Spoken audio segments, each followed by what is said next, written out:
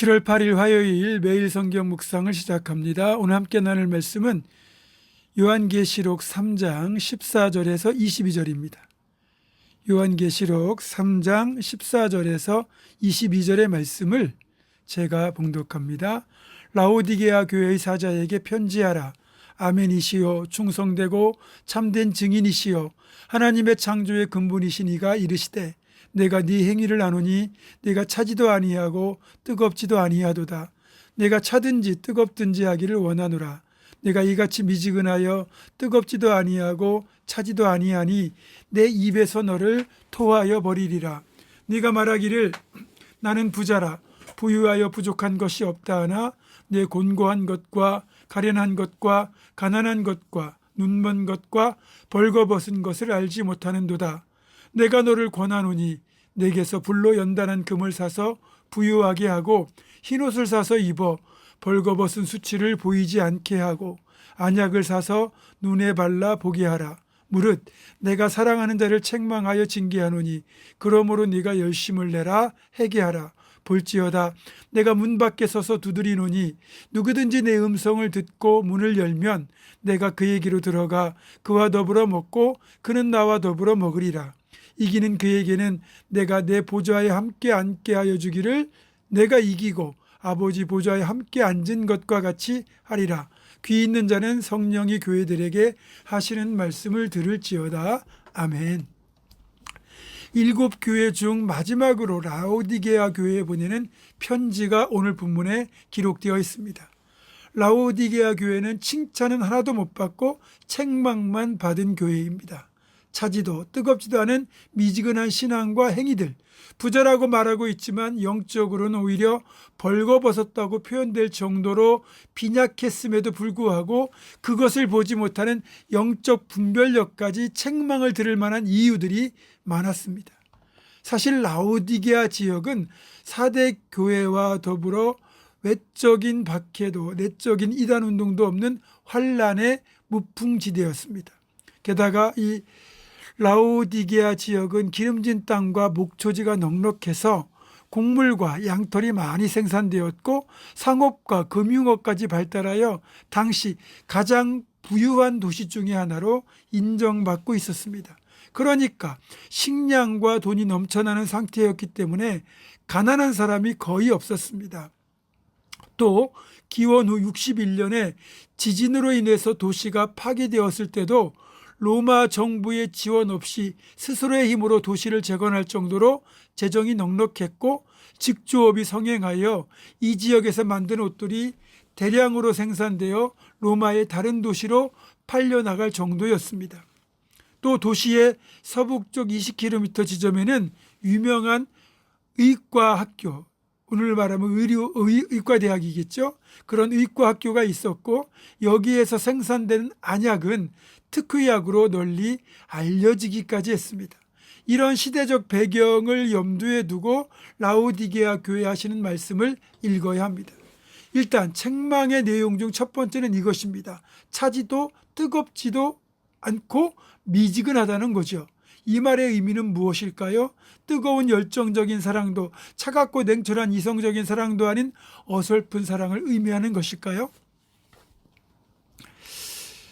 이번에 성지순례를 가면 이곳 라오디게아 지역에도 들르게 될 텐데 당시 라오디게아 지역의 북쪽 근교에 있는 히에라폴리스라는 지역에는 뜨거운 온천수가 나오는 유명한 온천장이 있었고 남쪽 골로새에는 차가운 냉천이 있었습니다.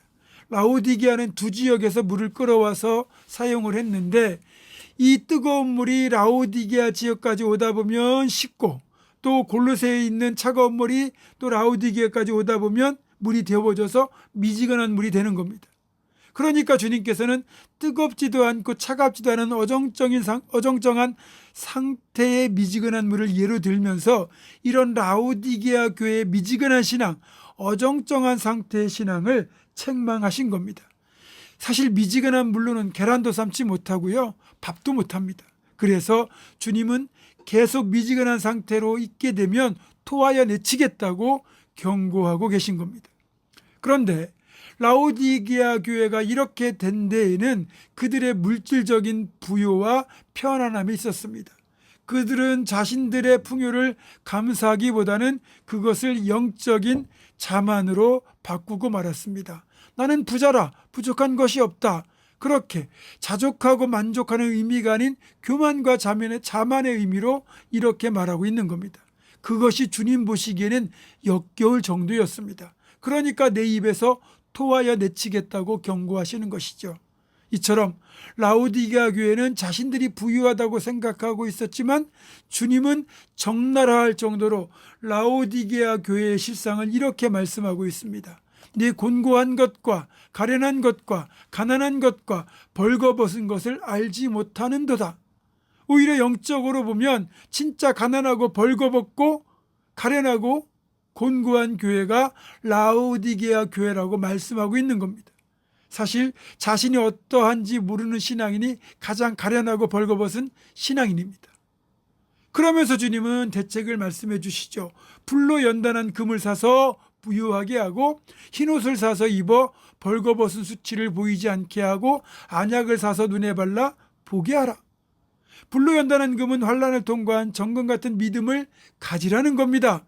또 흰옷은 의로운 행실을 통해 입게 되는 의의 옷입니다. 영적인 눈을 뜰 수 있는 말씀의 안약을 발라서 분별하라는 말씀입니다.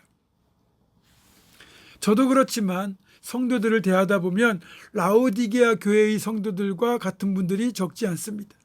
사는 것이 별로 어렵지 않다 보니 신앙이 미지근한 상태에 있고 그러면서도 자신들은 신앙생활을 참 잘하고 있다라고 착각하는 거죠. 이런 분들에게 있어서 하나님은 절대 최우선순위가 될 수 없습니다. 그저 신앙생활은 자신들의 삶을 화려하게 해주는 또 하나의 장식물일 뿐입니다.